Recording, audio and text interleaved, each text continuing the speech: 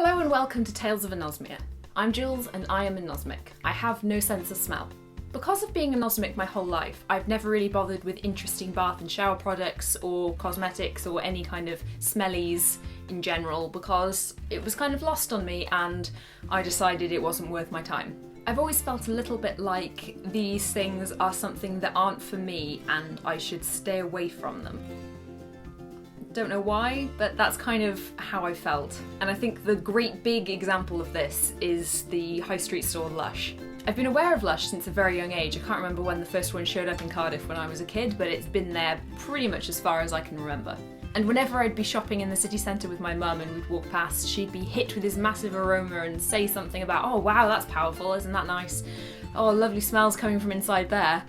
And so I just kind of had this whole wall built up against it for me that there wasn't any point in me going in there because I was obviously missing out on the whole experience. More recently, I've decided, stuff that, I want to try these things.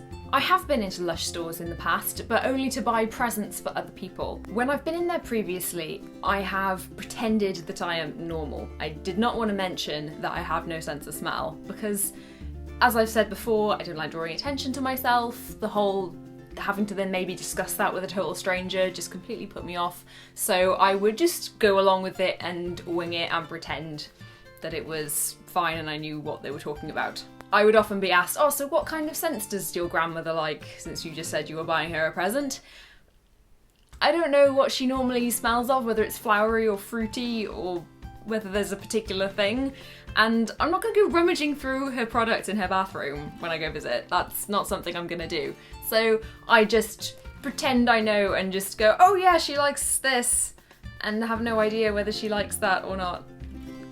And it's really awkward. But yesterday I decided I want to try a new shampoo and conditioner. So I am going to Lush, I am going to investigate, and I'm going to get something. So I went into Lush in Cardiff and I was helped by a lovely sales assistant by the name of Meg, and she showed me some of the shampoos and conditioners that they have, and then she asked me about the smell of one of them, whether I liked it, offered me one of the shampoo bars to have a little sniff of, and then I decided, right, I have to say, I can't make an informed decision without if they don't know all of the information, so I said, I don't actually have a sense of smell. And her response was, okay, well, there's this. Great.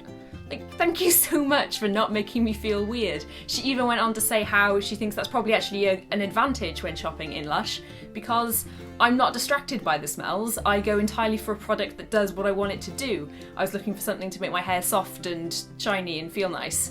So that's what I went and got rather than necessarily picking something that smelled nice but wasn't right for my hair. So yeah, thank you Meg, you were awesome. So I ended up buying two things. First, I bought this, which is a shampoo bar, which basically works kind of like soap, but you rub it on your hair, which is weird, but really cool. It's called Jason and the Argon Oil, so obviously I had to buy it with that kind of name.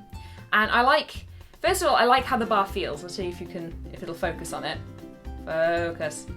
There we go. So you can see this kind of rough texture, and I quite like how that feels. It's quite nice. It's pleasing texture. And I was amazed at how much it froths up as well. Like, the lathering of it was fantastic and left my hair feeling very nice and clean afterwards, so that was good. I like it. I will use it again. And the other thing I got was a conditioner bar, which is called the Plumps. And yeah, this one's got a smoother kind of texture to it because it's a conditioner. It kind of doesn't lather up as much as the soap, and I did struggle a little bit to get it to cover all of my hair because obviously I have quite a bit and it took a while to cover everything, but it actually feels really nice now. I was a bit worried when I was in the shower because it didn't seem to be doing very much and I wasn't sure I'd actually managed to cover all my hair, but it actually feels very nice and soft. So yeah, I mean, a bit of a pain in the butt to get it to cover my hair, so a bit longer procedure than standard conditioner, but you know, does the job. Yeah, feels good. Feels good, like running my hands through my hair today. What I heard from both Meg in the store and from my boyfriend when I showed him this when I got home, this is potent with its smell. This is a proper stinky, nice, but very, very smelly item, and yet absolutely nothing. So if anybody is doubting me, like literally, nothing. I'm probably not going to do much in the way of product reviews on this channel, but I thought it might be an interesting perspective on something that's generally highly reviewed for how it smells. But as always, thank you so much for watching. This has been Tales of Anosmia, and I will see you again soon. Bye!